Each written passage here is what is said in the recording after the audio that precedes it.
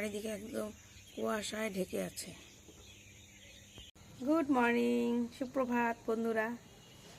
আজকে সকাল থেকে প্রচণ্ড কুয়াশা পড়ে আছে চারিদিকে। মানে দৃশ্যটা এত সুন্দর, শীতের সকালে মানে এরকম ওয়েদারটা ভীষণ ভালো লাগে। মানে চারিদিকে কুয়াশা চাদরে মোড়া আছে। তো আজকে জানুয়ারি মাসের 2025-এ প্রথম সানডে, সেই সানডে মর্নিং তোমাদেরকে সকলকেই ওয়েলকাম। আরে সাবাস, ভেরি গুড। আরেকটা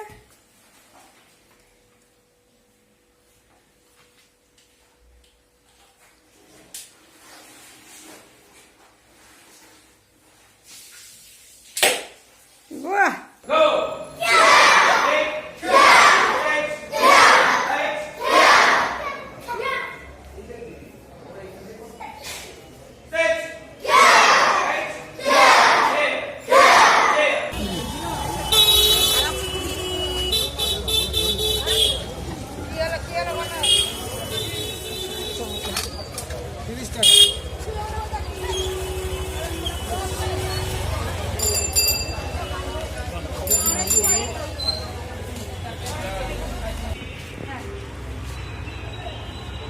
ক্যারাটে করিয়ে বাজার করে নিয়ে একবারে ফিরলাম।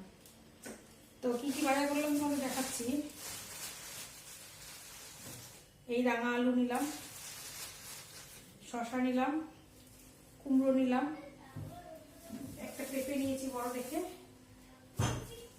পেঁয়াজ কলি আর একটু বেথু শাক নিলাম, পেয়ারা। আর যেহেতু এখন বাজে প্রায় 11টা বাজতে যায়, মানে 11:30, এই ব্রেড নিয়ে এলাম। টাইম নেই একদম, সকালে ব্রেকফাস্ট কিছু করার মানে রান্না করা হয়নি, তৈরি করা হয়নি ব্রেকফাস্ট। তো ডিম দিয়ে আর ব্রেড দিয়ে টোস্ট বানিয়ে নেবো। খুব তাড়াতাড়ি ডিম টোস্ট করে খেয়ে দে, আবার বাবুকে নিয়ে অ্যাবাকাসে যাবো। তারপরে এসে অ্যাবাকাস থেকে ওকে দিয়ে চলে আসবো। তারপরে এসে স্নান টান করে পুজো করে রান্না করে আবার ওকে ক্লাস থেকে আনতে যেতে হবে। বাবুকে নিয়ে অ্যাবাকাসে চলে এসেছি।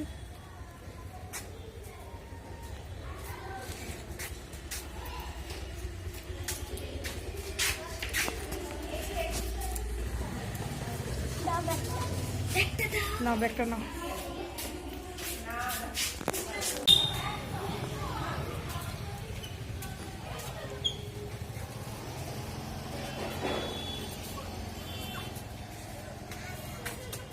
আজকে সারাদিন বাড়িতে ছিল না, ওর আজকে পিকনিক ছিল। তো ও সেখানে গেছিল পিকনিক করতে। ওর পিকনিকটা ছিল, ওদের যে ব্যাচমেটরা আছে সব ব্যাচমেটরা মিলে পিকনিকটা ছিল। তো সেখানে ক্যাটারের ব্যবস্থা ছিল কলকাতারই। তো কলকাতার থেকে যে খাবারের আইটেম রেখেছিল তার মধ্যে দই ছিল। সেই দইটা নর্থ বেঙ্গলে মানে বালুরঘাটে ওই দিকটাতে যে নয়াবাজার বলে একটা জায়গা আছে, সেই নয়াবাজারে ক্ষীর দই খুব নাম করা। তো সেখান থেকে ক্ষীর দই ওরা অর্ডার করেছিল। তা আমরা জানতাম না যে ও আমাদের জন্য একারই ও দইয়ের কথা করে বলে দিয়েছিল। সেটা ওর পার্সোনাল ব্যাপার, যেহেতু অর্ডারটাও পার্সোনাল করেছিল। তো ও আমাদেরকে একটা সারপ্রাইজ দিল, ওখান থেকে ও ক্ষীর দই আমাদের সকলের জন্য নিয়ে এসছে একারই। সেটা তোমাদেরকে আমি দেখাবো, আর সেটা একটু টেস্ট করে দেখবো আমরা কেমন। কারণ অবশ্যই ভালো ক্ষীর দই ওখানকার। এর আগেও আমরা অনেকবার খেয়েছি, যেহেতু আমাদের বাড়ি ওইদিকে। আর তোমরা যারা যারা মানে দক্ষিণ দিনাজপুর, মালদা, বালুরঘাট, চকবিহু এসব জায়গা থেকে যারা এই ব্লগটা দেখবে তারা তো জানবেই যে নয়াবাজারে ক্ষীর দই কেমন হয়। তাদের তো বলার কোনো ব্যাপারই থাকে না, ওটা তো ভীষণ ভালো হয়। তো বন্ধু, একটু আগে আমি মানে ভ্রু প্লাক করতে গেছিলাম মার্কেটের দিকে একটু। তো ভ্রু প্লাকটা করে এলাম। আর এই কানেরটা, এটা সিটি গোল্ডের কানে নিলাম। এই আংটিটাও নিলাম সর্বদা পরে থাকার জন্য। তো আমি আজকে যেহেতু দুপুরে আমার সেরকম রান্না ছিল না, বাবার বাড়ি থেকে একটু চিকেন দিয়েছিল, সেই চিকেনটাই আমি দিয়ে খেয়ে নিয়েছি। সাথে একটুখানি পেঁয়াজ কলি তো সকালে বাজার থেকে এনেছিলাম, সেই পেঁয়াজ কলিটা আলু দিয়ে ভাজা করেছিলাম আর চিকেন দিয়ে খেয়েছি। সেরকম রান্না কিছু, আর ভাতটা তো করেইছিলাম। তো রান্না তেমন কিছু ছিল না। তো খাওয়া দাওয়া করার পরে ভাবলাম যে বসে আছি, তাহলে এক কাজ করে তো তেমন রান্নাঘরে রান্না তেমন কিছু করিনি। তখন মাথায় এলো যে আজকে যেহেতু ঘরে ক্ষীর আছে, মা পাঠিয়েছিল, তো ক্ষীরটা দিয়ে আমার বাবা আমার পাটিচারা খেতে খুব ভালোবাসে। সব পিঠার থেকে পাটিচারাটা খুব ফেভারিট। মানে পাটি জোড়া যা পিঠা করো না কেন পাটি জোড়াটা করো।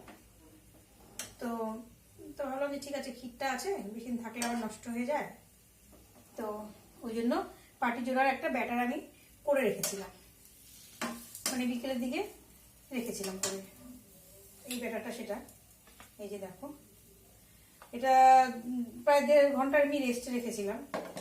মেজারমেন্টগুলো আমি তোমাদেরকে সবই বলে দেবো। করে রেখেই আমি মানে মার্কেটে গেছিলাম, এসে 1 কাপ চা খেলাম, খেয়ে একটু বাবুকে নিয়ে পড়ানো বসালাম, তারপরে রান্নাঘরে এসে ভাবলাম যে এবার একটু পিঠাটা করে নিই, সেই জন্য তোমাদের সঙ্গে সেটা শেয়ার করছি। তো এই দেখো আমি পাটি জোড়া বানাচ্ছি, খুব সুন্দর সুন্দর, মানে কোনো সমস্যা নেই, অটোমেটিক উঠে যাচ্ছে। এই দেখো, এর মধ্যে আমার অলরেডি এই কটা কিন্তু হয়ে গেল। তোমাদের সঙ্গে কথা বলছি আর বরাবর তৈরি করছি। তো এখানে দেখো আমি একটা ব্রাশ দিয়ে, অয়েল ব্রাশগুলো দিয়ে আমি প্রথমে একটা ননস্টিকের কড়াইয়ে এরকম করে একটু হালকা করে, এটা সাদা তেল ছিল, সাদা তেলটা একটু ব্রাশ করে নিলাম। তারপরে আর হিটটা রেখেছি মিডিয়াম হিটে, আমি এটা কিন্তু করছি। তারপরে ব্যাটারটা একটুখানি একবার ঘেটে নিতে হবে, এবার নেড়ে নিয়ে এই হাতাতে 1 হাতা জাস্ট এই এভাবে দিয়ে দিলাম, দিয়ে কিছু না বন্ধু, জাস্ট এইভাবে ফ্রাইং প্যানটাতে একটুখানি এভাবে ছড়িয়ে নিলাম, দেখতে পাচ্ছ তোমরা। আবার বসিয়ে দিলাম, এভাবে বসিয়ে দেওয়ার পরে একটু কিছুক্ষণ সময় দিতে হবে, দেখবে আস্তে আস্তে সাইডগুলো একটু শুকনো শুকনো হয়ে আসবে আর নিচ থেকে একটু ফুলে ফুলে উঠবে, তার মানে কি আস্তে আস্তে জিনিসটা তৈরি হচ্ছে। ঠিক সেই মুহূর্তে এই যে ক্ষীর, এই ক্ষীরটা আমি পুর হিসাবে ব্যবহার করব। এই ক্ষীরটা আমি একটু সাইড দিয়ে চিকন করে লম্বা করে এর মধ্যে পাটি জোড়াটার মধ্যে সুন্দর করে দিয়ে দেব।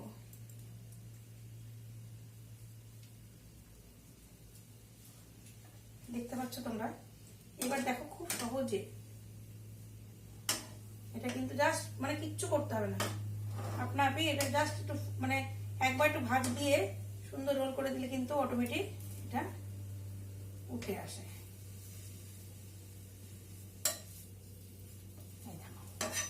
কি সুন্দর উঠে গেল, মানে কোনো কিছুই তো মানে ইউজ করতে হলো না, খুব সুন্দর। আর এটা যেহেতু ননস্টিকের কড়াই, হ্যাঁ, অনেকে পাটি জোড়া যখন করতে নেয় কারো হয়তো একটু লেগে যায়, ঠিক মতন ওঠে না, তো লোহা কিংবা অ্যালুমিনিয়ামের যে রুটি ভাজা যে চাটুগুলো অনেকে ব্যবহার করে, সেই চাটুগুলো তো অনেক সময় লেগে যাওয়ার সম্ভাবনা থাকে, কিন্তু ননস্টিকের কড়াইটা নিলে কি হয়, এটা কোনো সময় লাগে না, অটোমেটিক উঠে যায়। আর মেজারমেন্টটা কিন্তু পাটি জোড়ার সব থেকে ইম্পর্টেন্ট একটা মানে বেস ওটা, কারণ মেজারমেন্ট যদি ঠিক না হয় তাহলে কিন্তু পাটি জোড়া হয়তো কোনো সময় ভাঁজ করতে ফোল্ড করতে যেটা হয় সেটা হয়তো ভেঙে যেতে পারে ফোল্ড করলে, কোনো সময় হয়তো উঠবে না, লেগে যাবে। মিষ্টি বলেন, হ্যাঁ, তারপরে হচ্ছে ময়দা, সুজি আর চালের গুঁড়া কোয়ান্টিটিগুলো একদম ঠিক ঠিক মাপে দিলে কিন্তু পাটি জোড়া করাটা খুব সহজ। তো ব্রাশ দিয়ে একটু অয়েল ব্রাশ করে নিলাম, তারপরে এই যে ব্যাটারটা একবার একটু এভাবে নেড়ে নিলাম, যতবার দিতে হবে একটু ব্যাটারটা কিন্তু একবার একটু নেড়ে নিতে হবে। তারপরে এই যে আমি দিয়ে দিলাম, তারপরে এটাকে আস্তে করে আমি এভাবে একটু, কিন্তু কিছু না, জাস্ট চাটুটার হ্যান্ডেলটা ধরে জাস্ট একটু এভাবে একটু ছড়িয়ে দেবো, তারপর এটা বসিয়ে রাখবো।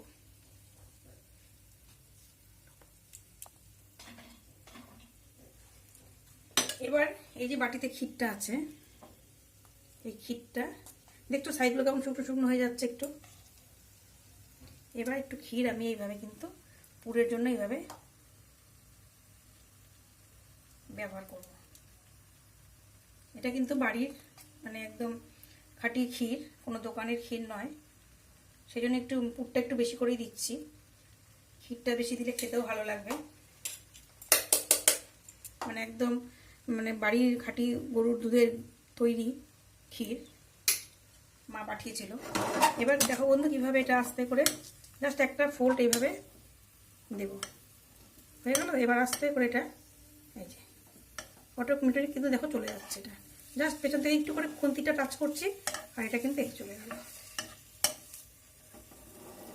দেখতেই পাচ্ছ আমি কতটা ক্ষীর ইউজ করেছি এবং পুরো ক্ষীরে ভর্তি পাটিজোড়াটা। কিন্তু গোলাটা কিন্তু কেউ যদি চায় জলের পরিবর্তে দুধ দিয়েও কিন্তু গুলতে পারে, তাহলে টেস্টটা আরও ভালো হয়। মানে যাদের হয়তো দুধ চলে না তারা জল দিয়ে গুলবে, এটা কিন্তু দুধ দিয়েও গোলা যায়। তবে আমি আজকে জল দিয়ে গুলেছি, তবে দুধটা কিন্তু ঠান্ডা, মানে নর্মাল একবার জাল দিয়ে ঠান্ডা করে তারপরে, মানে ফ্রিজের ঠান্ডাও না, নর্মাল সেই দুধ দিয়েও কিন্তু গোলা যায়। রান্না করতে হবে রাতের জন্য, সেটা করব। তো তোমাদেরকে একবার দেখাচ্ছি পিঠেগুলো আমার কেমন হয়েছে। এই দেখো প্লেটের মধ্যে সাজিয়ে দিয়েছি, দেখো দেখতেই পাচ্ছ এখানে কটা হয়েছে, আর এখানেও ওখানে আর হচ্ছিল না জায়গা, তো সেই জন্য এখানে ছোট্ট একটা প্লেট নিয়ে নিয়েছি। এই হচ্ছে আমার পিঠে। তো তোমাদের কেমন লাগলো এই পাটিজোড়ার রেসিপিটা, আর পাটিজোড়াটা যে পুরোটা কমপ্লিট করে বানালাম, মানে পুরো পাটিজোড়াটা তৈরি করলাম, সেটা অবশ্যই আমাকে একটু কমেন্ট করে জানাবে। শাক কিনেছিলাম, বেতো শাক, তো আজকে তো আর করা হয়নি, তো আগামীকালের জন্য এখন বেছে রেখে দিই, কারণ বাচ্চা থাকলে করতে খুব সুবিধা হবে। এই যে প্যাকেটে বেতো শাক এই ঝুড়িতে বেছে বেছে রাখি। আর একে পড়াতে বসেছি অনেকক্ষণ আগে, পড়াচ্ছি সাথে কাজও করছি। এর পড়া কিন্তু এখনো কমপ্লিট হলো না, কালকে ওরাল টেস্ট আছে। জলদি কর বাবা, ছুটি পাবি না কিন্তু, সকালে উঠতে এখন দেরি হবে, সেই 5:30 খাতা বলে ট্রেনে তুলে দেবো। তো রাতে রান্না করবো বলেছিলাম, তো ভাত করলাম, এই পেঁয়াজ কলি আলু ভাজা, আলু সেদ্ধ, আর এই পেঁয়াজ দিয়ে একটু মুসুরির ডাল করে নিলাম। আজকে রাতের খাবার, তো এটাই আজকে রাতের খাবার, আর এক্সট্রা করে কিছু করিনি। দুলু তো দুটো পিঠে খেয়ে শুয়ে পড়লো, আর আমিও দুটো পিঠে খাবো, একটু ক্ষীর দই খাবো, আবার খেয়ে শুয়ে। তা আজকে সারাটা দিন আমি যা যা করলাম তোমাদের সঙ্গে পুরোটাই শেয়ার করলাম। তো সবাই খুব ভালো থেকো, সুস্থ থেকো, নিজেদের প্রতি যত্ন নিও। Good night, tata. এই আজকে ব্লগটা আমি শেষ করলাম।